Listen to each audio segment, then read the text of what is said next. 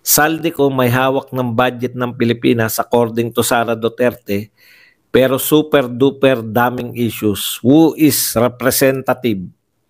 Ayon kay Crisette Laureta Chu, ay ang may-ari ng luxury resort called Misibis Bay in Bicol. Senator Joel Villanueva has also named Saldico as owner of SunWest Corporation. Sino po itong SunWest Corporation? With links to Parmali. Aba, ang lakas ng loob mo.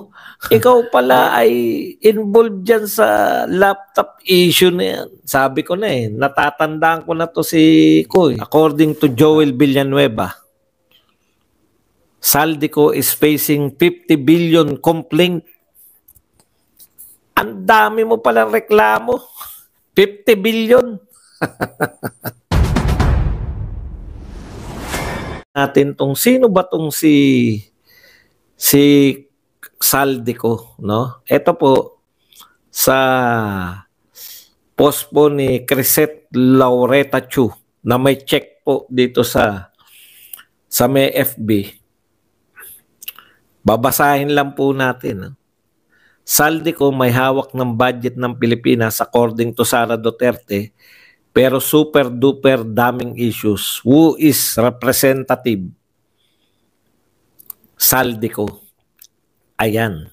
Who is representative Saldico?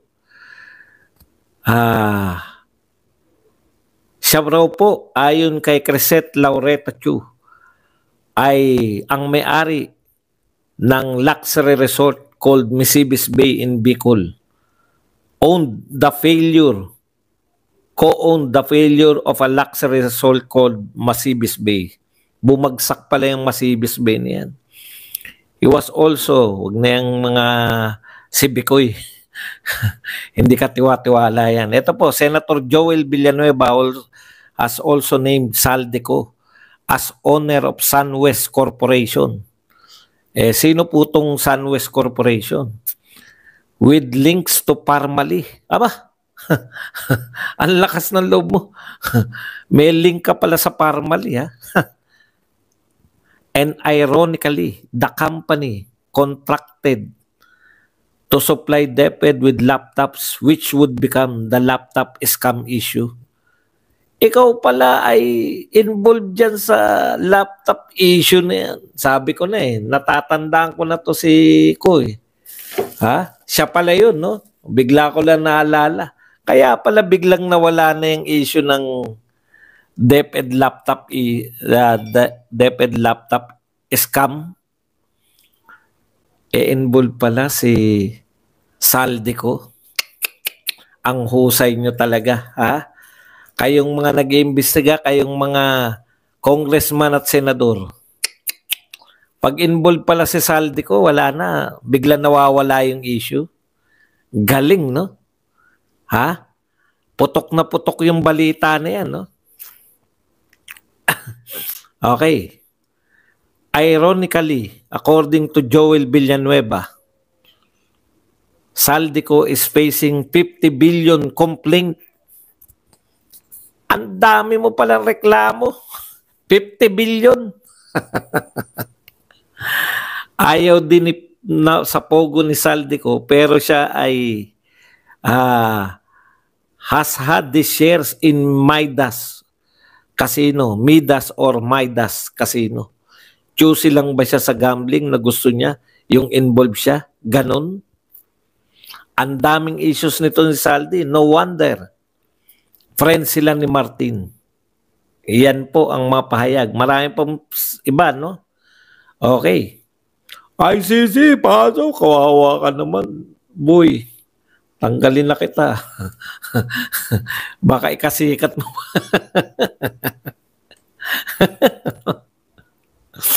Okay.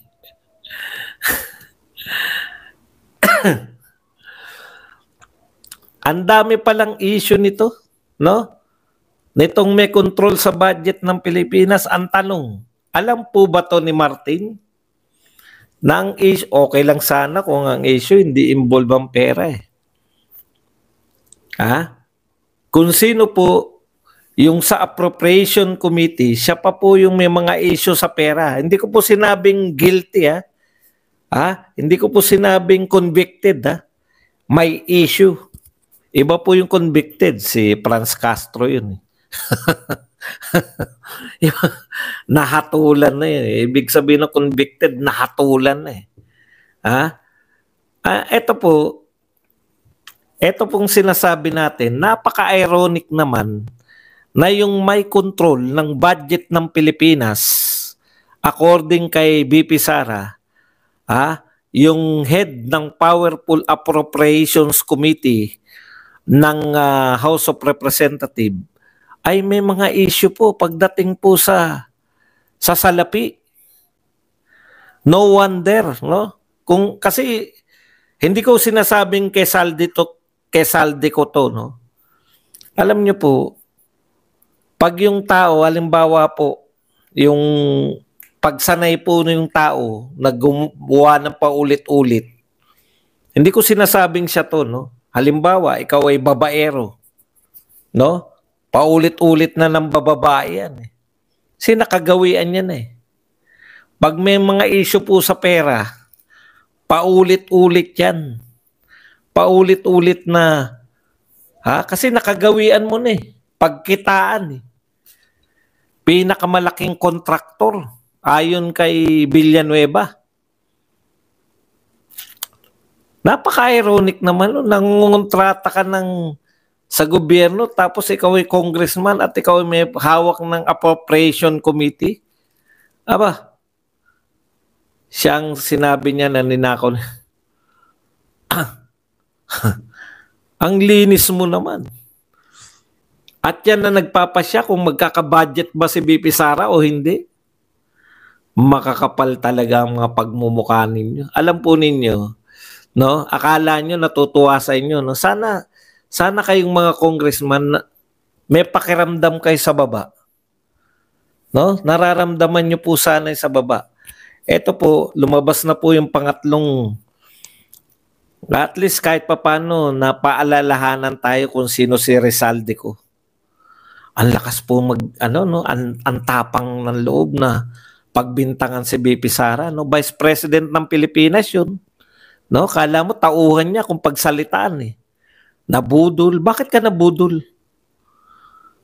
Paano ka nabudol ni BP Sara? Binubudol daw tayo. Nung sinabi na siya may control. Nagbigay na nga ng halimbawa eh. Bakit hindi mo pabulaanan? Konkreto yun, no? Sabi nga ni BP Sara, hindi ko kinakailangan ng magko-corroborate sa sinasabi ko dahil yan yung naganap. No? Kung dinagdagan nyo yung budget ng DepEd, ang masakit nito, wala raw control sa BP Sara. Kaya nag-resign kasi ginagawa nila ng DepEd, wala siyang control, sa kanya ang sisi. Ang interview ni BP Sara at marami po siyang napaliwanag doon, no? Ito po, makikita nyo po rito kung paano po yung kung paano, ito po yung pinakamagandang paliwanag bakit hindi na siya umattend. Tama-tama po eh. Last year pa sinabihan na siya ng isang kaibigan niyang congressman. Marami naman pong kaibigan si BP Sara. Yung iba hindi lang nagpapahalata para kasama nyo pa. Yan yung sinasabi niya, very open yung kwentuhan, yung usapan nyo sa very open yung usapan ninyo sa impeachment. Nakakarating kay BP Sara yan. Hindi nyo pwedeng i-deny yan. In fact, yung mga batang congressman, may nauutukay rin si Bungalon. Yung iba playing safe eh. Hindi nagsasabi, pero yung Bungalon talaga ang lakas mo umatake. No? Sinasabi talaga ng Bungalon na pwedeng kasuhan yan, pwedeng maging yan. Siguro tawa ng tawa yung mga medyo may edad ng congressman. Nauudyokan nila eh. Anyways, punta tayo rito sa huling interview. Sinabi ni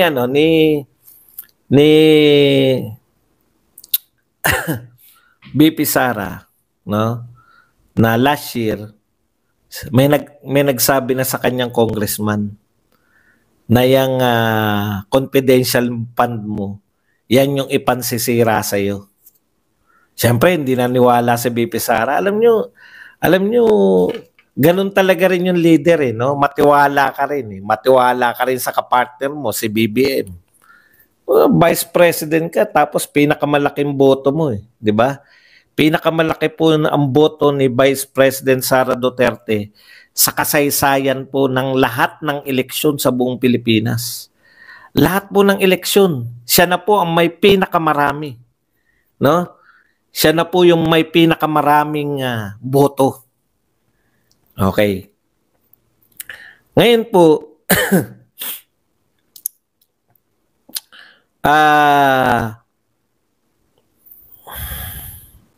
ano na ba yun? Ano na ba yung sasabihin ko? Ayun, no? Sabi, kaya si BP Sara hindi pa ano eh. Sige, okay lang.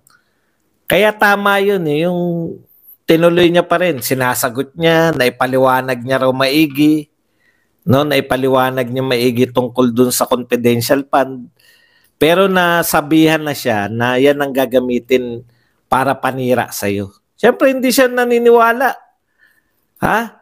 Tiwala siya na nasagot niya eh.